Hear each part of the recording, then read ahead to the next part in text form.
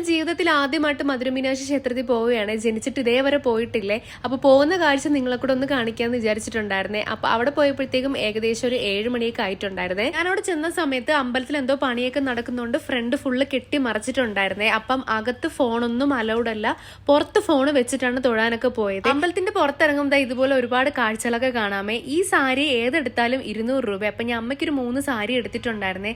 പിന്നെ നമുക്ക് അമ്പലത്തിന്റെ പുറം ഭാഗം ഇറങ്ങുമ്പോഴത്തേക്കും ഇതുപോലെയാണ് അവിടുത്തെ അവസ്ഥ കേട്ടോ. മഴ പെയ്ത് വെള്ളമെല്ലാം കെട്ടി ഒരുമാതിരി വൃത്തിയില്ലാത്തൊരു അവസ്ഥയിലായിരുന്നു കേട്ടോ. ഞാൻ തൊഴുതിട്ട് ഇറങ്ങിയ സമയത്ത് ആ നനവിൽ തന്നെ ഇരുന്ന ഒരു അമ്മാമ്മ അപ്പാപ്പനോട് ഇരുന്ന് സാധനങ്ങളൊക്കെ വിൽക്കുന്നുണ്ട്. അപ്പൊ എനിക്ക് പാവം തോന്നി. കഴിക്കുന്ന എന്തെങ്കിലും ഐറ്റംസ് ആണെങ്കിൽ മേടിക്കാൻ വേണ്ടിയിട്ടാണ് പോയത്. അപ്പൊ പയറും അങ്ങനെയുള്ള ഐറ്റംസ് ഒക്കെ ആയിരുന്നു കേട്ടോ. പിന്നെ ഞാൻ കയറിയ കടയിൽ നമുക്ക് മഞ്ഞൾ അരയ്ക്കാൻ പറ്റിയ ഒരു കുഞ്ഞു കല്ലുണ്ടായിരുന്നേ.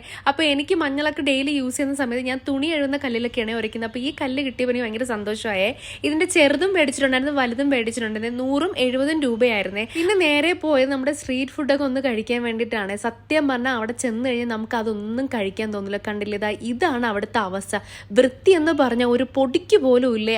അവിടെ വേസ്റ്റ്, ആ വേസ്റ്റ് ഒക്കെ ഇരിക്കുന്നതിന്റെ അവിടെ തന്നെയാണ് ഫുഡിന്റെ തട്ടെല്ലാം അടിച്ച് അവിടെ നിന്ന് തന്നെയാണ് അവിടുത്തെ ആൾക്കാർ കഴിക്കുന്നത്. എങ്ങനെയാണ് കഴിക്കുന്നത് വെച്ചാൽ എനിക്കറിയാമോ. എനിക്ക് അവിടെ ചെന്നപ്പോൾ സത്യം പറഞ്ഞാൽ ശ്വാസം മുട്ടി. ഈ കോർപ്പറേഷൻ ഏരിയയിലുള്ളവർക്ക് അതൊക്കെ ഒന്ന് നീറ്റാക്കി ഇട്ടൂടെ. പിന്നെ അവിടുത്തെ ഫേമസ് ആയിട്ടുള്ള മുരുകൻ ഇഡ്ലി ഷോപ്പിലോട്ട് ഒന്ന് പോയിട്ടുണ്ടായിരുന്നു. ചെന്നപ്പോഴേ അലുവയൊക്കെ തന്നിട്ടുണ്ടായിരുന്നേ. ഞാൻ വിചാരിച്ചത് ഫ്രീ ആയിരിക്കുന്നില്ല. ഏറ്റവും ലാസ്റ്റ് ബില്ലിട്ട സമയത്ത് അലുവയ്ക്ക് മാത്രം എൻ്റെ 150 രൂപ മേടിച്ചിട്ടുണ്ടായിരുന്നേ. പക്ഷെ സാധനമൊക്കെ കൊള്ളായിരുന്നു. നല്ല ഫുഡൊക്കെയാണ്, നല്ല വൃത്തിയാണ്. കടയ്ക്കകമൊക്കെ നല്ല തിരക്കുണ്ടായിരുന്നേ. വെയിറ്റ് ചെയ്താൽ മാത്രമേ നമുക്ക് കിട്ടുള്ളേ. പിന്നെ അവിടുത്തെ പൊടി ഇഡ്ഡലിയൊക്കെ കൊള്ളാം. അതും അത്യാവശ്യം എരിയൊക്കെ ഉണ്ടെങ്കിലും നല്ല സൂപ്പർ ഐറ്റം ആയിരുന്നു കേട്ടോ. അവിടുത്തെ ഫേമസ് ആയിട്ടുള്ള ജിഗർദണ്ഡ ടേസ്റ്റ് ചെയ്തിട്ടുണ്ട്. ഭയങ്കര മധുരമാണ്, പക്ഷെ കുഴപ്പമില്ല, ഓക്കെയാണ്. അപ്പം ഇന്നത്തെ വീഡിയോ ഇത്രയേ ഉള്ളേ.